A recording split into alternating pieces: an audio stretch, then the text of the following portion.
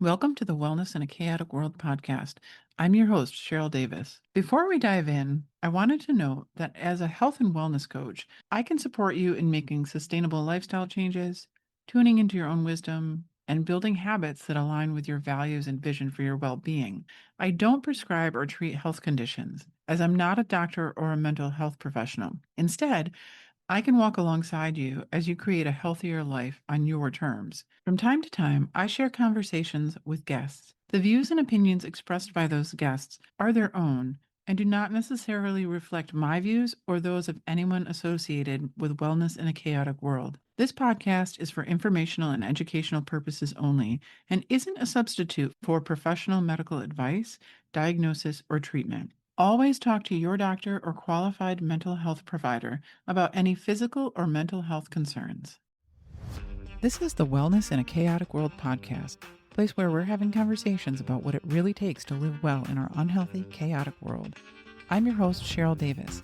If you're beating yourself up over a bag of chips you ate in a stressed out frenzy, or you can't figure out how anyone manages to find the time to even think about wellness, you're in the right place. We talk about all of these things and more because, frankly, we don't talk to each other enough about what we're really up against every day.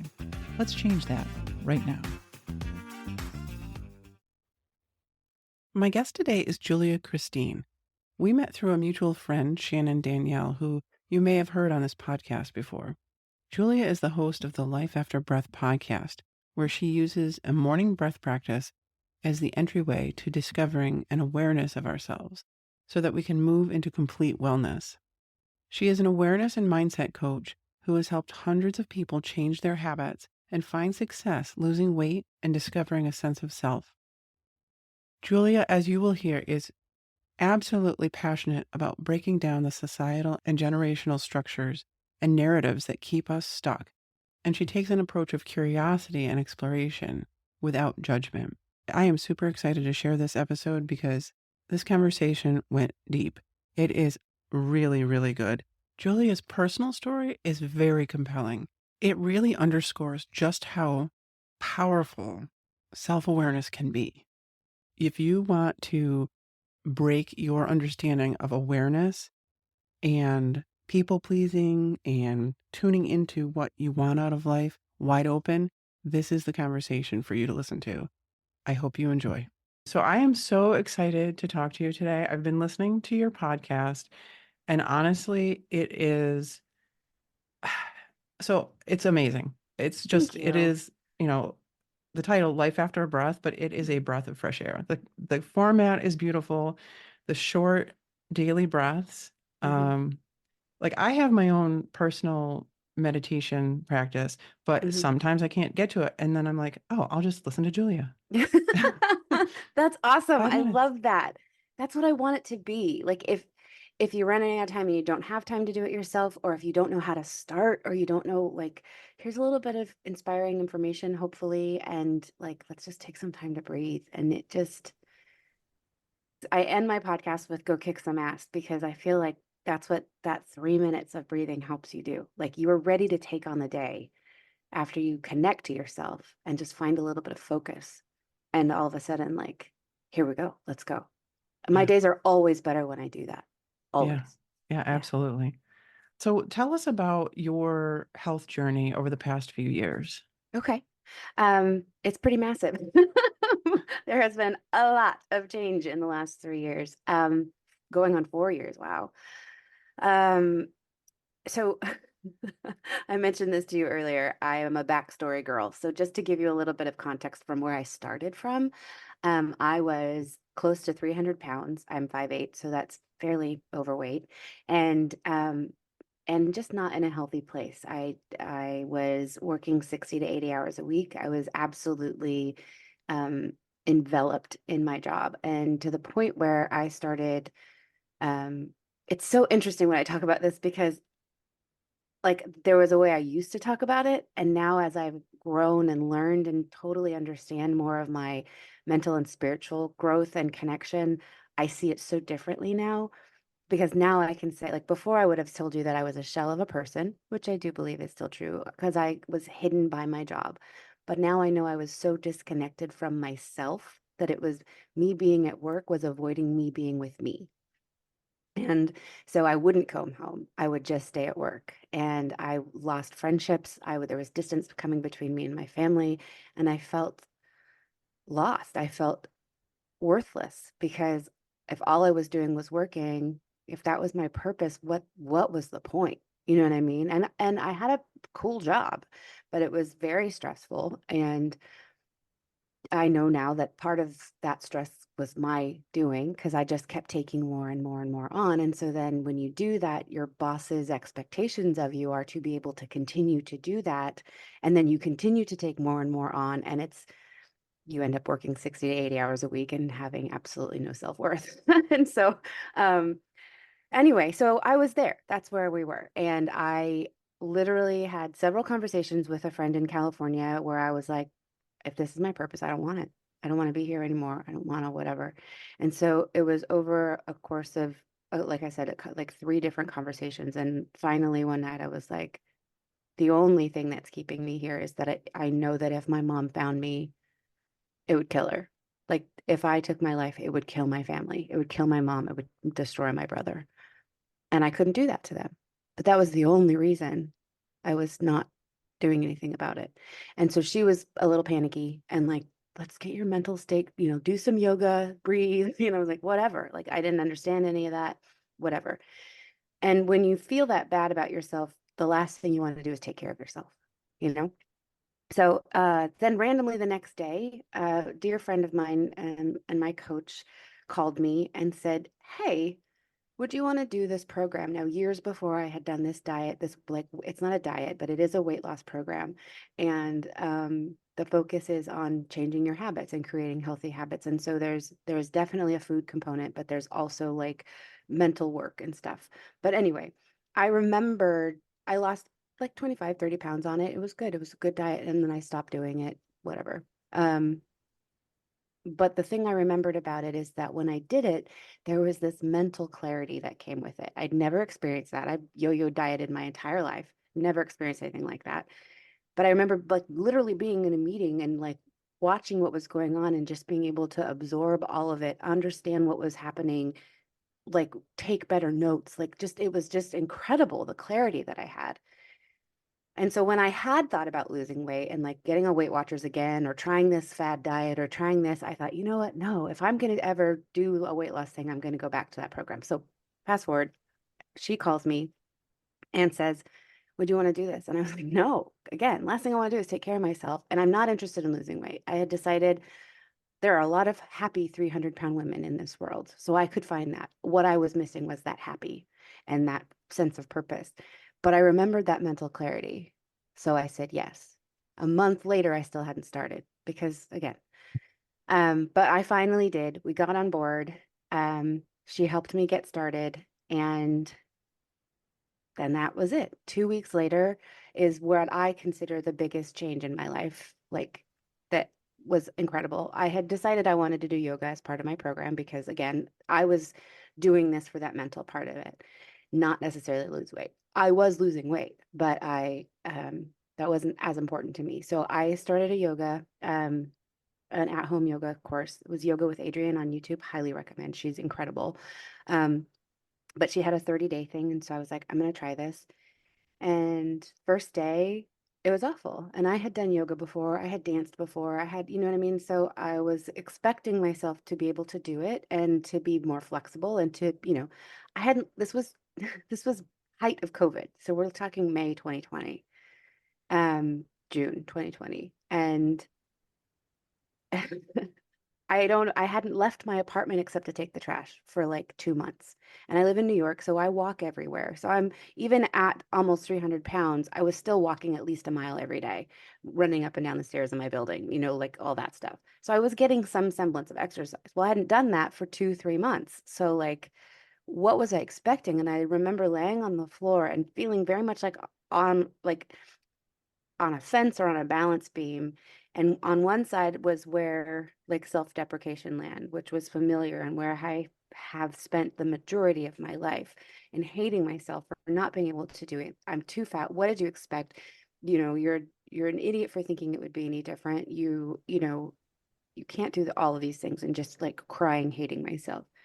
But then all of a sudden there was this other side of the fence that I'd never seen before. And this voice said, Julia, give yourself a little bit of grace. Give yourself a break. Like, you haven't moved in 3 years or 3 months. You haven't done yoga in 15 years. You haven't danced. You haven't done all these things. Why would you expect yourself to be so like so flexible? Why would you expect essentially perfection when this is new? Try it again tomorrow. It's going to be better. And for the first time in my life, that's the option I chose. And I picked myself up and I was like, huh. And I stopped crying immediately because I wasn't hating myself. I gave myself that grace. And that consciousness has expanded and expanded and expanded and expanded. So fast forward, I lost 130 pounds and I did a daily yoga practice from that day for just under 3 years every single day. And I continued to expand my knowledge about mental health and spiritual health. And I've created this methodology that I call complete wellness. And that includes your physical health and wellness, but also your mental, spiritual, sexual, and financial wellness. And I believe all of those things are attainable and important in order to have complete wellness. I am not a financial advisor. Trust me, you do not want me to advise you about your finances. But I believe that the method of being conscious and asking yourself questions and getting curious will get you to a financial stability, just like everything else. And it's literally about asking yourself some questions and diving in deeper.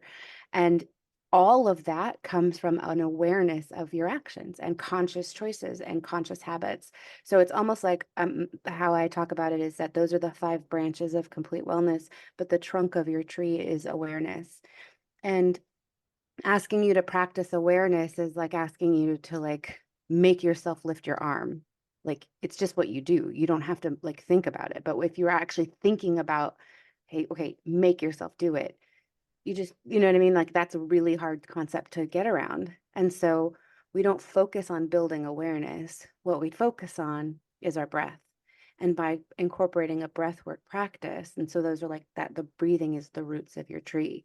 You're focusing on your breathing, but what you're actually doing is building awareness. And I always tell people that, like, you're going to find a sense of calm and a sense of relaxation and peace the minute you start breathing. That's what you're going to notice for the first 2, 3, 5 days. Give yourself a week, and unbeknownst to you, all of a sudden, you're going to start noticing things that you've never noticed before. Like, I've lived in this neighborhood for 15 years and I've never seen how beautiful that tree is. That kind of thing. Silly things that don't really mean much, right? But all of a sudden, now you are more aware of the things around you and the things in your life, which usually means that you start to appreciate those things, which means that you start to be grateful for those things. And gratitude is like a doorway to abundance, to happiness. Just being grateful for what you already have, like, it just gives you this, it just, the spiritual me wants to say it puts you in alignment with where you are in your life. And all of a sudden, like, the more grateful you are for things, the more you have to be grateful for. And I do mean that more things come your way, but I'm also meaning the more aware you are of all the things that you have to be grateful for.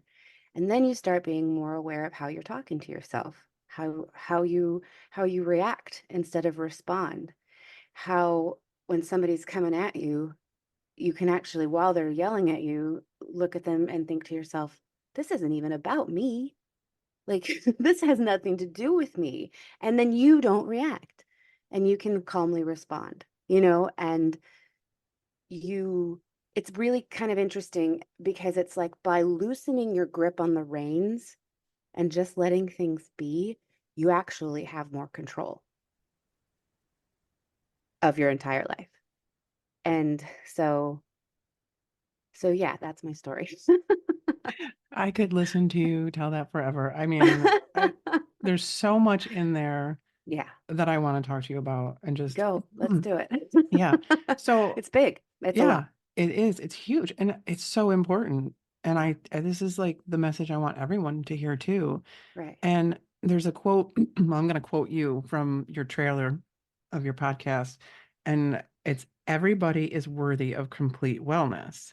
Hmm. And I think that is so, so important, that Yeah, especially just the part where everyone is worthy. everybody's worthy.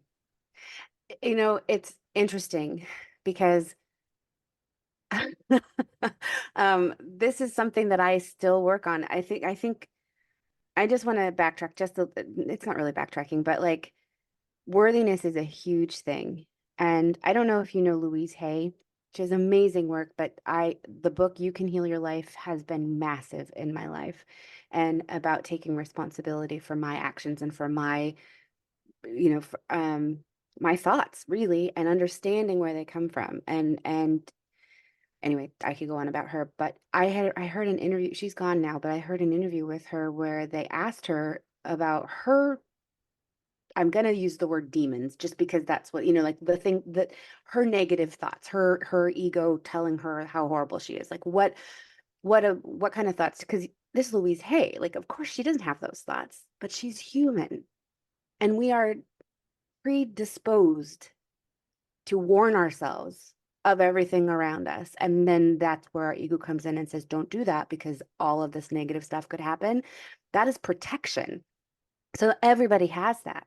And the thing that she said was that she's not enough. Louise Hay doesn't think she's enough. Like, are you kidding? But that's because we all deal with it.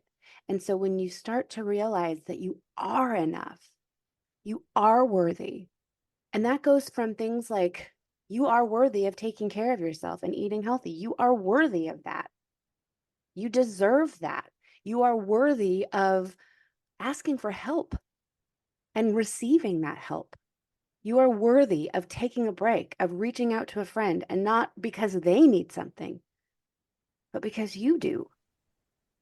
I think, especially as women, we are constantly trying to be of service.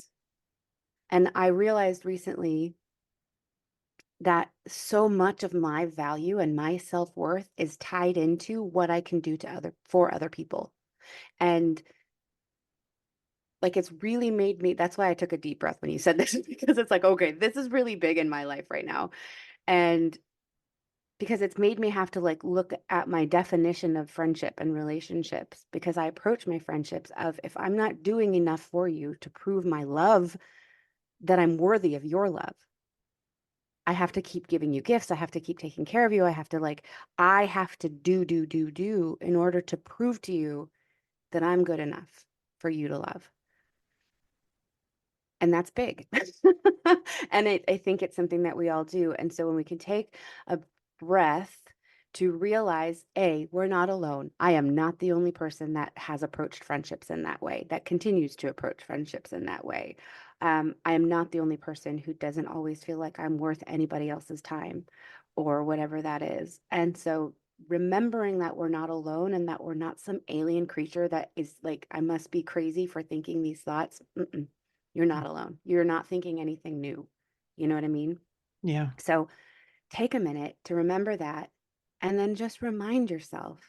I think the first thing I usually just go to I tell taking a breath and saying I'm enough, but actually I really think that even us not feeling worthy or if not feeling like we are enough or good enough or whatever, it comes from a place of insecurity. It comes a place from a lack of safety.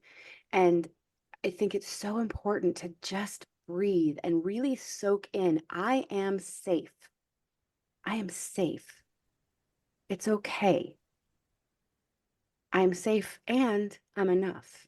I'm safe and I'm worthy. I'm safe and I'm okay. And I think we forget that. One of the things that's really important to me is figuring out how to love yourself right where you are. And discovering your worth has a lot to do with self-love and accepting and loving who you are here right now in this moment. And I think I've recently gained some weight back and I'm not thrilled about it, but I actually am. um, like my ego is not excited about this weight gain. But actually, when I pull back a little bit, I talk to my clients about taking like a 50,000 foot view and like looking at actually what's really going on.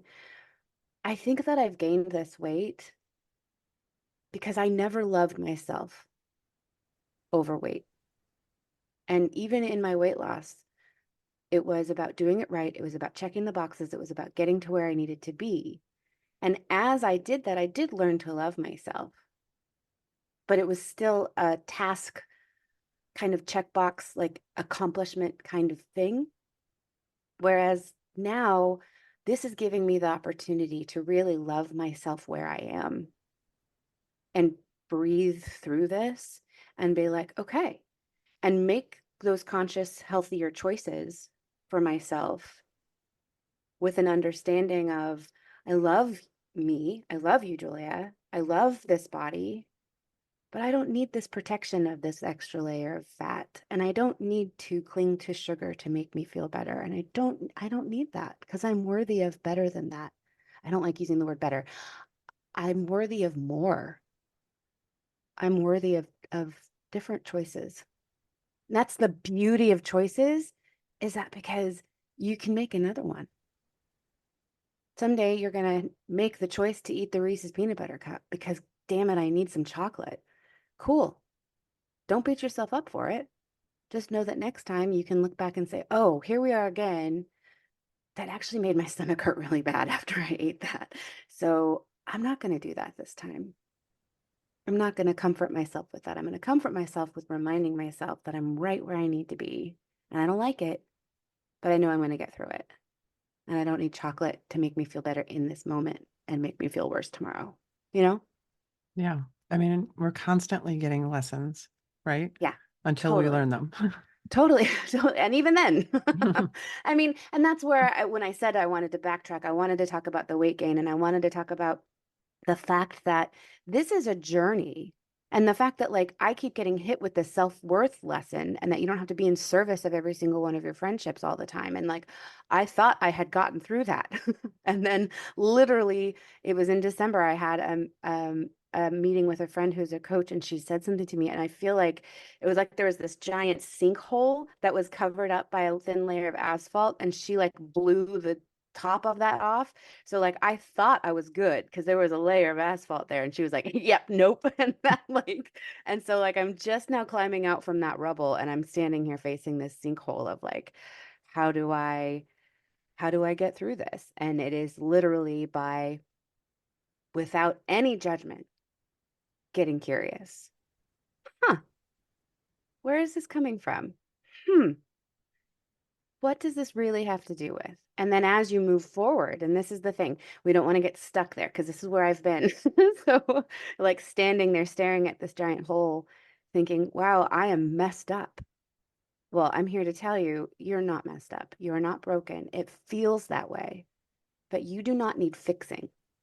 You can improve yourself. You can move forward. You can move through this. And how you do that is when your friend calls you, you are conscious, you are more aware of your interactions with that friend. Are you saying yes, you'll go out with them when you have no desire to go out? Then you're probably trying to make them happy and not you. Now, because of this giant hole that you're like filling in, you are more aware of those choices. You're more aware of those decisions and how your interactions so that you can kind of like traverse through that without feeling like you can't move. Does that make sense? I can see it. I just don't know. Yeah. Yeah, Okay. absolutely. I mean, the people pleasing, that is so Yeah. huge. I mean, where do you Yeah. think that comes from? Oof. Well, um, I think it very much comes from my childhood. I come from a broken family. My dad, a broken family. That's so dramatic. I, my mom and dad divorced. So if that's what you want to call a broken family, my was a drug addict and an alcoholic, um, and what there was some abuse towards me as a little girl, and so I learned very quickly how to blend in. I guess how to hide but also to make sure that there was a massive fear that if I wasn't perfect, if I didn't do everything right, that they would leave. And that whether that was my dad or another father figure or who knows. But there is a big thing that that I have worked through a lot but I'm sure will come up again, of this fear of somebody leaving. And so I have to be performative. I have to please them. I have to make sure all of their needs are met, because if all of their needs are met, then they won't leave. Then I'll be good enough for them to stay. I'll be good enough for them to give me the love that I so desire. Um, and so the big part of that to break through, well, there's two big parts. I do a lot of work with my inner child and finding her. Um, I actually am in the process of creating a meditation, and I think I might do like a master class kind of thing, a couple hours of like working on this, um, and how I have worked through some of this, because I feel like I have such a good relationship with my inner child, and um, but it's a process of understanding her. And like when I visualize her, I'm a very visual person. Depending on what age she is, I kind of know what I'm dealing with, or what I'm going through. I remember very vividly, I was having an argument with one of my really good friends, and he was staying with me, and um, I I couldn't express to him what I was trying to express. Using my voice is a challenge that I'm working on. And I was so frustrated, and I couldn't say the things I wanted to say, and I didn't know why. And then of course I'm welling up, because I know that there's something that needs to come out, but I can't figure out how to say what I want to say. And he's upset. And I went into the other room and was just like, okay, breathe. Like, use some of these practices that you preach and that you've learned. And I breathed, and I kind of I called my spirit guides or my guardian angels in for their guidance and for their help and support, because I was really feeling hurt. And then I said to myself, where's my inner child? And she wasn't there. And so I realized that she was hiding under the desk, like in the dark. And that was the moment I realized, you're afraid he's going to leave, because yeah. And so I pulled her out from under the desk and held her and said, we are safe. We are worthy. We are enough. We are not alone. And that's huge. Alone has been a big, big thing for me. And reminding myself that we're not alone, reminding my inner child that we're not alone, and we never have been, and we never will be. And then remembering, and this was in that moment too, he might leave. He might leave my life, because people do. But even if that happens, you're going to be okay. And if that happens, it has nothing to do with you. It feels like it has everything to do with you, but it has nothing to do with you, because it's his journey. It's his choice to leave. It's him not dealing with the situation in a bizarre way. If he leaves right now, go say what you need to say. And I bet he won't leave. But if he does, not your thing, because you deserve to be heard. You're safe. And I like held her tight and walked into the room and said, I know we want to be done talking about this, but I need to say something. And I did. And we talked it out, and he didn't leave. And it's just really, really important. Like, the inner child work is really, really important. Um, but that's, I think, where the majority of the people pleasing comes from. I also feel very strongly that these things that we feel like might be flaws, people pleasing has come up as a major thing lately in the wellness community, that people talk about, like, oh, that's a red flag, or that's a, whatever. But I am going to disagree, because I feel very strongly that my people pleasing has turned into a pretty deep connection with my intuition, so that it's my superpower now. I can walk into a room and look at the people and know what they need. And before, it was so that I could make sure that they were taken care of, and I could serve them, and I could da da da da, and like, okay, cool. That's where the toxicity comes in, and the toxic behaviors of, like, fear come in. But now I can look at a person, I can have a brief conversation and know exactly how to help them. I know exactly what to say that will make them look at things a little bit differently, give them a different perspective, help them on their journey. So I've taken this thing that was really negative and came from a very hurtful, fearful place and made it my superpower to be able to help people. Does that make sense? Absolutely. That is awesome. I kind Cool. of feel that similarly. Um, I am definitely a people pleaser myself. Mm-hmm. And I do think, like, I don't necessarily have a history of what I would say is like severe trauma. Right. But I think we all go through, as we're growing up, these little tiny traumas. Like it Yeah. could be like, the boy in middle Yeah. school like rejected you, or Mm-hmm. these tiny little things that like build up, and societal Yeah. um Oh, pressures yeah. and conditioning. Mm-hmm. So, I think I've had that as well, and I'm glad to hear you say that way, that it can be something that's turned into a positive. Absolutely. Because the thing is that this is a touchy subject, but like we talk about, even if they are massive traumas, they they've brought you to where you are in your life. Good, bad, ugly. I'm not saying that, well, that's the way it was supposed to go. And I'm not trying to be flippant about that or anything. Like there's pretty nasty stuff that happens. I'm not too excited about some of the things that I've gone through in my life. You know what I mean? However, I kind of totally love who I am today. And I would not be this woman if I hadn't. And so there's a part of me that is actually grateful for it. And so when you can look at your trauma and you can step back again, take that very far 50,000-foot view. It doesn't make those things okay.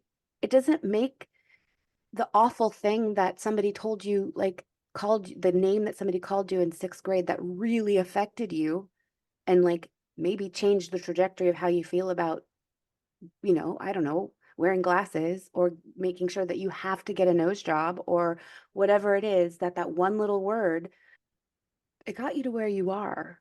And so it doesn't excuse or forgive the behavior, but it allows you to say, all right, you didn't live up to my expectations as a father. You didn't. And I can get to a point where I forgive you for that.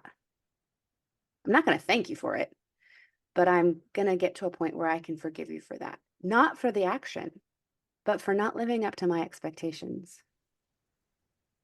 I wanted a really good dad, and you felt very short. And I forgive you for that, you know? And I forgive myself for having expectations that you couldn't live up to. And remembering that those things have nothing to do with me and everything to do with him and how he was raised and how he grew up. And when I really look at that, and I look at his parents and I look at his family, how could I expect anything else? But as a child, obviously, you don't know that. And as a child, you deserve that kind of love and respect, and you don't deserve those things. And nobody deserves, like, I kind of wish I didn't say that. Like, you know what I mean? Like, I don't want it Right. to think that, like, no, I'm not saying anybody deserves anything, but I'm saying that, like, when you can take yourself and your pain out of it and look at the person and not the action, it makes it easier to take a step towards forgiving. And please know, this takes time. It takes a long time and it takes a lot of work. I keep using the word work. It takes a lot of effort and it takes a lot of breathing and understanding and a lot of like letting things go, definitely letting things be. Yeah. Yeah. So you don't have to have a big pain. Yeah, I use this example a lot. If you go to the beach and you pick up a handful of sand because you want to get the most amount of sand in your hand, let's pretend. Well, if you squeeze your fist, what happens? Like all the sand leaves your hand, and you think I'm holding on to the sand, so I'm squeezing my fist. Well, it all leaves your hand. And then if you flatten out your hand, of course, all the sand is going to leave your hand. But if you cup your hand and just let your hand be. You're not squeezing, you're not opening, you're not controlling, you're not letting go. You're just letting it be. Yeah. The sand that needs to stay does. Some of the sand will leave, and that's cool. but there's still sand in your hand, more sand than in any of those other two examples of trying to control everything or letting things go. I remember coming to this when there was a person in my life and it was like, I just need to let him go. I need to let him go. And it was like, I am not ready to let him go. I want to have this person in my life, but I can't control it either. It can't be what I want it to be. So if I'm going to have him in my life, I have to just let it be what it's going to be. I don't have to let him go. I have to let it be. And it was like, wow, that's actually really big. And that's really big for like, and can be applied to so many things, I think. Anyway. Yeah. Holding things softly and Hmm. just, yeah, definitely letting it Yeah. unfold because you can't necessarily control Yeah. outcomes. And then I heard it reiterated to me, which I said earlier about the reins. And I'm not a horse person, so I don't know much about how to control horses or hold on to reins or anything like that. But apparently it's the same thing. Obviously, you can't let the reins go. But apparently, if you hold on too tight, the horses don't know what to do. So if you let the reins like rest in your hand, you actually have more control of the horses by letting it be. Yeah. Yeah. They're both beautiful metaphors. Yeah. Um, so let me ask you about shoulding ourselves. Hmm. Why do we do it? And Okay. how do we stop? Awareness is the answer to the second question, but I can go into that. Um, why do we do it? Because we're human. Because, like we said earlier, we are born with this inherent nature to protect ourselves, and and we, especially now, are so influenced by our society. Um, I heard this. This is kind of a little bit off track, but it makes so much sense to me. Like when we were, back in Neanderthal days, community and fitting in was so important. So it is actually part of who we are as humans, built into our DNA to want to fit in. Because if we didn't fit into that society and we were ostracized, we would not survive alone. We had to rely on our community to survive. And so you had to fit in. You couldn't make waves. You know what I mean? And so why are we so worried about what other people think? That's why. And so, like, forgive yourself. Like, whew, it's okay. Remember, you're not alone. This isn't new thoughts. Everybody worries about what everybody else thinks, which is why they're not worried about you. So, because they're worried about themselves and what everybody else thinks. But back to the shoulds. I think that that has a lot to do with it. And that in order to fit in, we have to do certain things. We should do this. We should do this. Our parents want us to become doctors. Our parents want us to go back to school. Our parents want us to follow a certain religion. Our religion tells us we need to do something. Whatever. Our society says we have to make a certain amount of money. Our society says that we have to keep up certain appearances. The magazines tell me I need to look a certain way, like all of those things. And so we observe those things and we take them in subconsciously and they start to add up to our should list. This is a Louise Hay thing. She talks about write down all the things that I imagine that you're carrying as your shoulds. You write your should list down. I should go back to school. I should change my life. I should lose weight. I should all the things that you should do. And then what you do, this is the how to fix it part, is you change the word should to the word could. And now all of a sudden, you're in action. Could is an action word. I could go back to school. Cool. Why don't you? Because I really don't want to. My parents want me to. Take it the F off your list. Seriously. It's not what you want. Take it off your list. Oof. There's a big burden out of your backpack. Okay, I could lose weight. Okay, why don't I? Because I feel like I'm going to be in a sense of lack because I'm going to deprive myself of all this stuff. Okay, cool. Now we know what your underlying limited thought is. Is that true? No. There are plenty of ways to eat healthy and lose weight and feel better about myself. I could lose weight. Why don't you? Because I really don't think I need to. I'm really happy with my body. Woo, take that off your list. You know what I mean? So by changing should to could, now all of a sudden you're in control and you can decide which of those things you do want to do. I do want to go back to school. I just can't do that right now. I need to get through da da da da da. Cool. Let's take it off of our list and put it aside, but let's not carry it around. You know, should to me is very much like guilt. it sucks you down. It turns into judgment and it turns into then guilt over all of that. And do you remember the Never Ending Story, that movie? Oh yeah. So there's the swamp of, I think it's the swamp of despair, the swamp of something, but he's like leading his horse through the swamp and like the horse can't get, like you can see them. They are like trudging through this swampy mud stuff. And of course, whatever, succumbs to this despair. But that's what guilt is. Like it's the total visual. When you feel guilty, when you're judging yourself, when you are in the land of shoulds, that's where you are. You're not going to get anywhere by shoulding on yourself. I have totally tried to eliminate the word should from, or shouldn't even, from my vocabulary because it is such a oppressor. And changing it to could, now I'm in control and I can actually look at it and say, I don't even want that. Why am I judging myself and hating myself and feeling guilty over something I don't even want? But I've never looked at it like that before. Or I could do this. Oh, wow, that would be really easy if I just did it this way. Cool. Check it off my list. Done. And it allows you to get curious, but to get excited about like how to approach it. When we change our perspective, we change everything. When we come at it from a place of curiosity and not judgmental curiosity. That's why I always do this. Huh? Because it's silly, because it makes me laugh, instead of like, well, why do I feel that way? Where does this come from? Because that can that can be a really negative sense of curiosity. And if you feel yourself going there, stop. Put it aside. Let's look at it tomorrow. You know what I mean? Instead of like, well, I'll even tell you this example of like blowing the asphalt off of the sinkhole. I was like, what the hell? This is huge. And then I'm like, I actually said, like, what the hell happened to me when I was little? Like, there must be so much more trauma here than I even realized. And then I realized, because this is so crazy and I don't really even know how to talk about it. Generational trauma is a thing. It is a real thing that they're starting to even prove scientifically, like all the stuff that we carry into this life from past generations.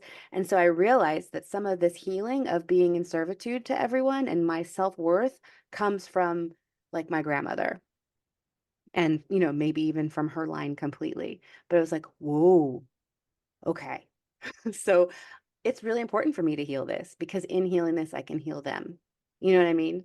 So Yeah. anyway, that's going off on a totally other tangent, but like I could have like just stood at that precipice and been like, what is wrong with me? And now instead of moving forward and healing, I'm beating myself up because I shouldn't be this way, or I should have done better. I should have known that that's not what a friendship really is. I should have done this.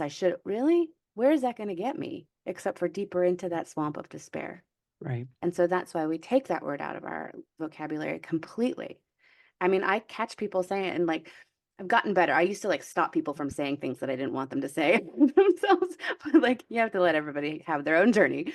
But I will question it sometimes with people. I was like, you're shitting on yourself a lot. Like, don't shit on yourself, Yeah. you know? Yeah. That exercise of replacing it with Mhm. could is fascinating because Yeah.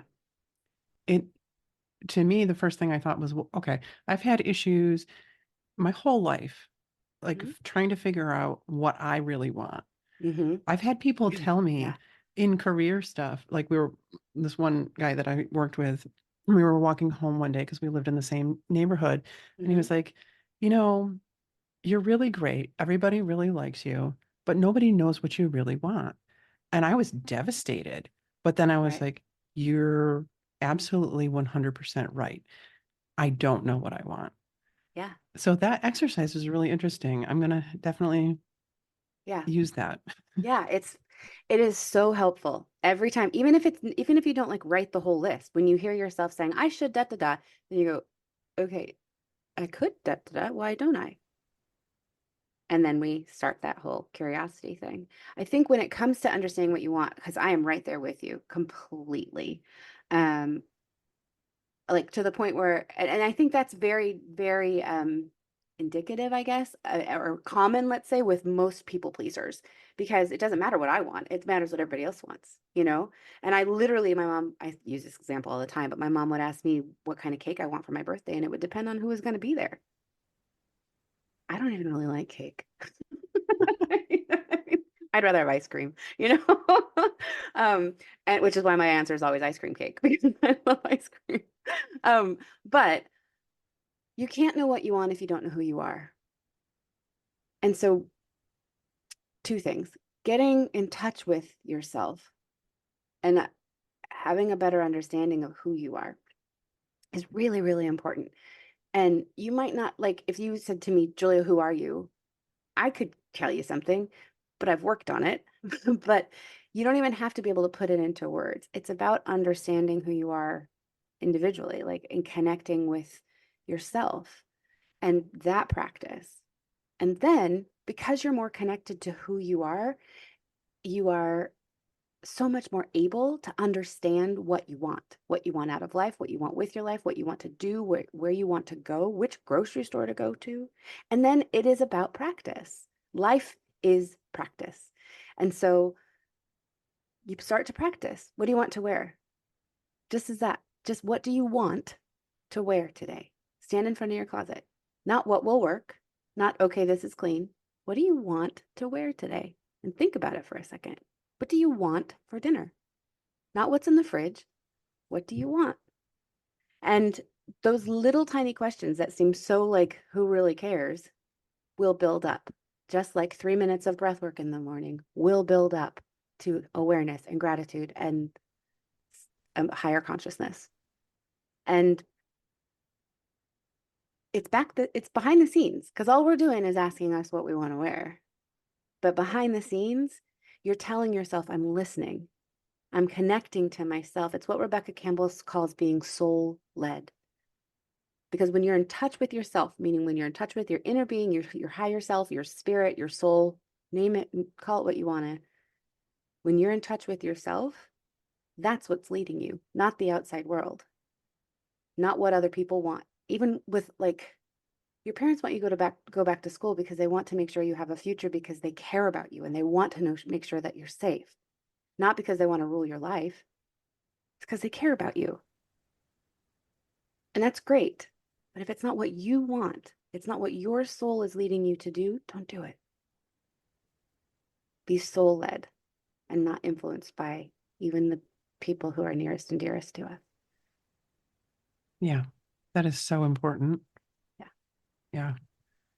So let me ask you, you do coaching services I do, yes.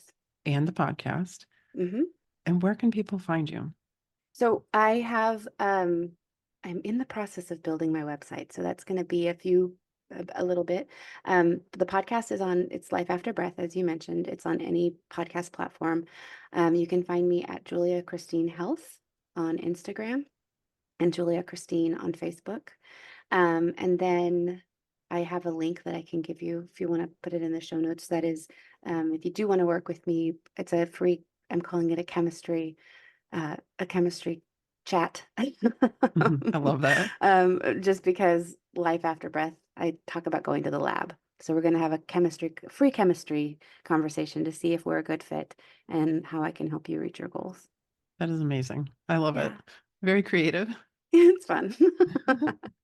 Thank you for chatting with me today. Absolutely. Thank you for having me. This has been delightful. Yes, it has. Thank you. Absolutely. There's a lot in today's episode to digest. It was an amazing conversation, and I think the one thing that I would say is a big takeaway is that we have to get in touch with who we are. If we disconnect from ourselves, that is when everything starts to fall apart.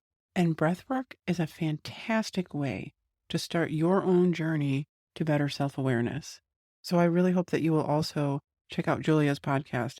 Thank you for listening to today's episode. You can check out the show notes for links to Julia's information as well as other resources. You can also find more about this episode and other episodes on the website at wellnessinachaoticworld.com. Or you can find me on Instagram and Facebook, where we can chat more about living well in our stressed out, chaotic world. And as always, I hope you have a healthy, happy week. If today's episode resonated with you, our private Facebook group is a great place to dive deeper, ask questions, and share wins with people who understand. It's free, it's private, and you can join by clicking the link in the episode description. I hope to see you there.